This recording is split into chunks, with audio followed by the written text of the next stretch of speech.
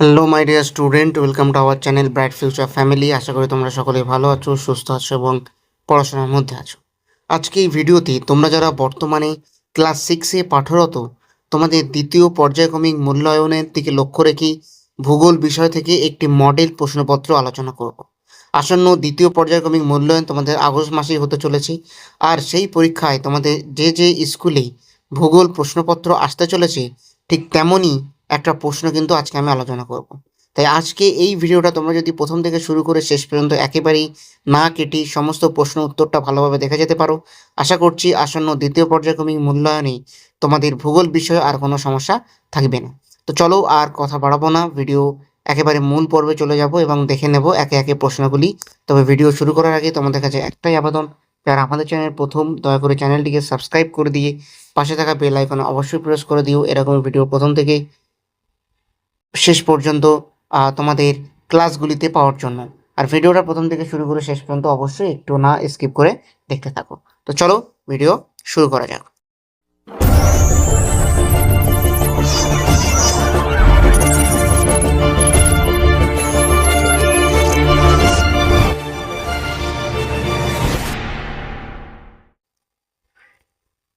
তো দেখতে পাচ্ছ আমরা একেবারেই প্রশ্নের পেজে চলে এসেছি। এখানে দেখতে পাচ্ছ দ্বিতীয় পর্যায়ক্রমিক মূল্যায়ন 2026, শ্রেণী ষষ্ঠ এবং বিষয় ভূগোল। চলো প্রথমে একে একে প্রশ্নগুলো দেখে নিই। প্রথমে তোমাদের কি থাকবে? প্রথমে তোমাদের বিকল্পগুলি থেকে সঠিক উত্তরটি নির্বাচন করো, অর্থাৎ এমসিকিউ থাকবে 6টি, যেখান থেকে 6টি কিন্তু তোমাদের লিখতে হবে। এই প্রশ্নটা আজকে আমি একেবারে উত্তর সহ আলোচনা করতে চলেছি। প্রথম প্রশ্ন কি আছে? পৃথিবীর বৃহত্তম মহাদেশ হলো এশিয়া, আফ্রিকা না ইউরোপ? উত্তর হবে কি? উত্তর হবে এশিয়া। 2 নম্বর প্রশ্নে কি আছে? একটি ক্যাকটাস জাতীয় উদ্ভিদ হলো ফণিমনসা, দেবদারু না সুন্দরী? উত্তর হবে ফণিমনসা। পরে চলে যাচ্ছি 1-3, ক্ষুদ্রতম মহাদেশের নাম কি? উত্তর হবে ওশেনিয়া। ক্ষুদ্রতম মহাদেশের নাম কি? উত্তর হবে ওশেনিয়া। এরপরে চলে যাচ্ছি 1-4 দাগে। 1-4 দাগে প্রশ্ন কি আছে? ভারত মহাসাগর আয়তনে বিশ্বের প্রথম, দ্বিতীয় না তৃতীয়? উত্তর হবে কি? উত্তর হবে তৃতীয়। এরপরে চলে যাচ্ছি 1-5, পৃথিবীতে মহাদেশের সংখ্যা কয়টি? উত্তর হবে 7টি। এবার চলে যাচ্ছি 1-6, তুলা চাষ ভালো হয় পলি মাটিতে, কালো মাটিতে না নোনা মাটিতে? উত্তর হবে কালো মাটিতে। এরপরে চলে যাচ্ছি 2 দাগে, শূন্যস্থান পূরণ কর। এরপরে চলে যাচ্ছি শূন্যস্থান পূরণ। শূন্যস্থান পূরণে কি আছে? দিন রাত্রি সংঘটিত হয় ড্যাশ গতির জন্য? উত্তর কি হবে? উত্তর হবে আবর্তন গতির জন্য। এবার চলে যাচ্ছি 2-2, গির অরণ্য ড্যাশ রাজ্যে অবস্থিত? উত্তর কি হবে? গুজরাট রাজ্যে অবস্থিত। গির অরণ্য গুজরাট রাজ্যে অবস্থিত। এরপর চলে যাচ্ছি 2-3, আন্টার্কটিকায় গড়ে ওঠা ভারতের প্রথম গবেষণা কেন্দ্রটি হলো? এরপর চলে যাচ্ছি 2-3 দাগে, আন্টার্কটিকায় গড়ে ওঠা ভারতের প্রথম গবেষণা কেন্দ্রটি হলো? উত্তর হবে দক্ষিণ গঙ্গোত্রী।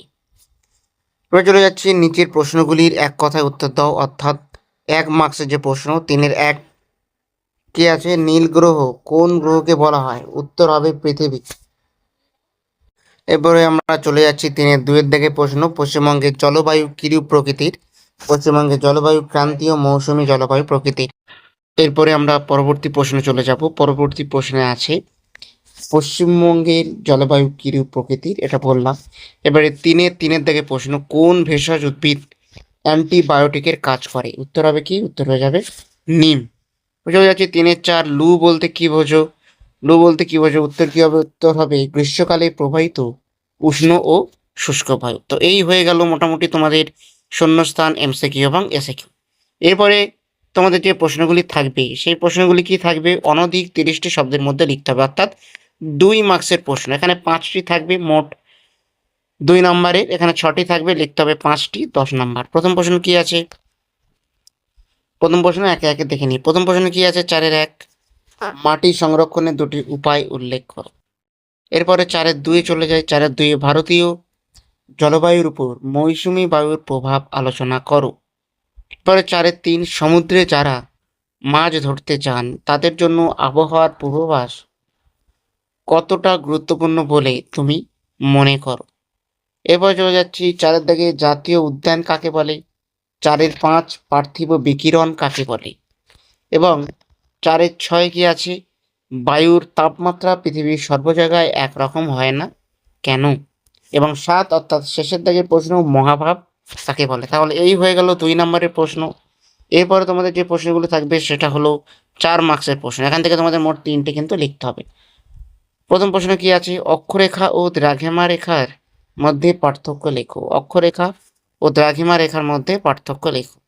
৫-এর ২ ভারতের জলবায়ুর মূল বৈশিষ্ট্য আলোচনা করো বা মূল বৈশিষ্ট্য লেখো। চলে যাচ্ছি ৫-এর ৩ কি আছে? অরণ্য সংরক্ষণের উপায়গুলি উল্লেখ করো। ৫-এর ৪ সমুদ্রের ধার আরামদায়ক হয় কেন বা সমুদ্রের ধার আরামদায়ক পরিবেশ থাকে কেন? ৫-এর ৫-এ কি আছে? বিশ্ব উষ্ণায়ন বলতে কি বোঝো? এবং ৫-এর ৬ আন্টার্কটিকা কোনো বড় গাছপালা নেই কেন? তাহলে এই হলো ৬টা প্রশ্ন। এখান থেকে তোমাদের ৩টি ৪ নম্বরে কিন্তু উত্তর লিখতে হবে এবং সবার শেষের দাগে যেখানে কিন্তু ৫ নম্বরে তোমাদের ৩টে লিখতে হচ্ছে সেই প্রশ্নগুলো দেখে নিই। প্রথমে পৃথিবীর অভ্যন্তরের স্তরগুলি চিত্রসহ আলোচনা করো এবং ৬-এর দিকে ২-এ কি প্রশ্ন আছে? আন্টার্কটিকাকে বিজ্ঞানের মহাদেশ বলা হয় কেন? এই হয়ে গেল তোমাদের আহ, ষষ্ঠ শ্রেণীর ভূগোল প্রশ্নপত্র। আশা করছি এই প্রশ্নটা তোমরা যদি ফলো করে যেতে পারো, আসন্ন ৩য় পর্যায়ক্রমিক মূল্যায়নে তোমাদের ভূগোল বিষয় থেকে আর কোনো সমস্যা হবে না। যদি এখন পর্যন্ত ভিডিওটা ভালো লেগে থাকে একটা লাইক অবশ্যই করো এবং চ্যানেলকে সাবস্ক্রাইব করে পাশে থাকা বেল আইকন অবশ্যই প্রেস করে দিও। এরকম ভিডিও প্রতিনিয়ত পাওয়ার জন্য।